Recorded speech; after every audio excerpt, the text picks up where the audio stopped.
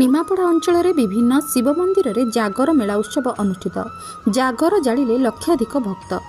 पुरी जिला निमापड़ा ब्लॉक चारि छक बाहारणा छणीजंग तंपाल अमरेश्वर प्रमुख स्थान में जागर मेला अनुष्ठित हो जाइछि।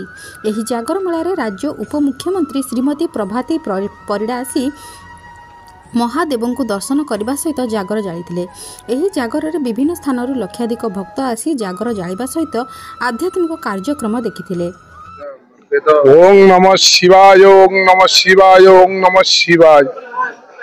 प्रभु अमराधिपति अमरेश्वर महारुद्रंकर चरणारविंदर अनंत कोटि प्रणाम।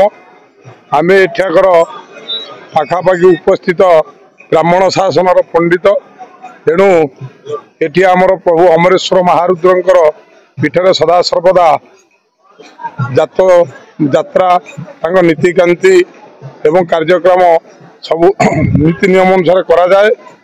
मुझे समय समय आसी प्रभु पारे रुद्राभिषेक करे एवं जो माने एटी मानसिक करती प्रभु प्रति जहाँकर श्रद्धा भक्ति थाए सी मध्य एटी आसी प्रभु पारे भक्ति सहित मनस्कामना को चिंता कले प्रभु मनस्कामना पूर्ण कर। निमापड़ारू रंजित कांडी रिपोर्ट, जन अधिकार लाइव।